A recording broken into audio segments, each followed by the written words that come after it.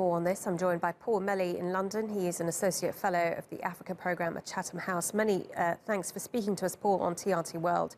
As we had in that package, security and violence seems to be on the increase since the incumbent president came to power. Firstly, why have things worsened in Mali?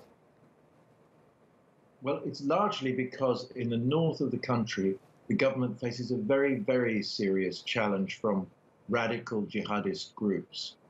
They were involved in the 2012 takeover of the north and came to dominate the region. And it was only when French and African troops intervened a year later to push them out that the government even began to restore its authority in the north. But over the subsequent years, it's never really been able to establish a really strong sense of government authority right across the north of the country. And then more recently, in the center of Mali, we've had not only jihadist attacks, but also a deepening of intercommunal disputes between local communities, particularly over grazing rights. For example, farmers against pastoralist herders. And that's created a very dangerous security situation in the center, where the deputy mayor was speaking in your package from Konna, is in the center of the country. And many rural areas in central Mali are now almost inaccessible for government officials and security personnel. So it's a very troubled situation. And President Keita has perhaps not offered a really dynamic political leadership in trying to tackle these problems, even though there's been a peace accord in the north. It needs a stronger political leadership, if you like, to really drive the process forward and get peace implemented and find ways to tackle the crisis in the center. So will this election bring about the peace that so many people are hoping for? The election itself won't necessarily deliver peace, but the key point is Mali's democracy is long-standing. It goes right back to the early 90s. People are very proud of the country's democratic traditions, even though election turnout is often quite low. And so it's really important that they have a successful election to reaffirm, if you like, their identity as a pluralist democratic country. Not having the election would be a major setback. That would really create a space in which the men of violence could cause more damage. So the election is a phase that has to be gone through, and all the leading candidates are credible.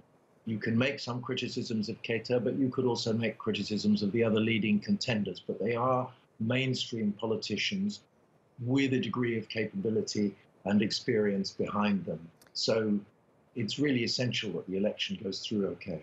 Well, let's talk a bit about the candidates. The opposition has one particularly strong candidate. What are his chances against the incumbent?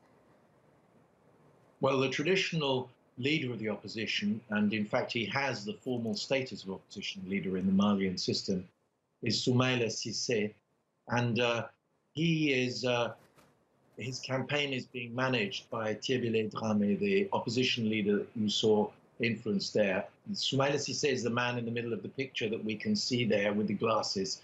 He's a former financial technocrat, he's a former minister, he's very capable on the technical, practical side of things. The big question is, does he have the personal charisma to connect with ordinary voters, with ordinary Malians at village level? President Keita is not so strong on the technocratic side, but he is good at popular politics, politics in the sense of connecting with the electorate. And then we have two or three candidates who are generally seen as contending for third place, of whom perhaps the most well-known is Sheikh Modibo Diarra, who is in fact a former NASA scientist, a Malian who's worked in US space science, and these days is back in the country and active in politics.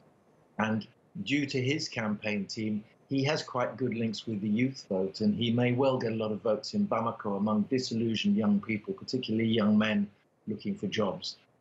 And this is a system with a two-round election, so there are a lot of candidates who will be taking part tomorrow.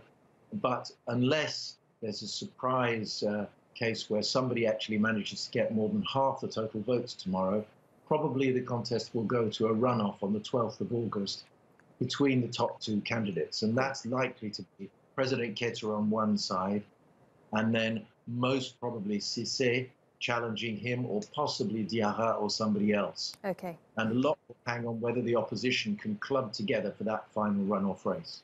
Paul, very interesting to talk to you. Paul Melly, Associate Fellow of the Africa Programme at Chatham House in London.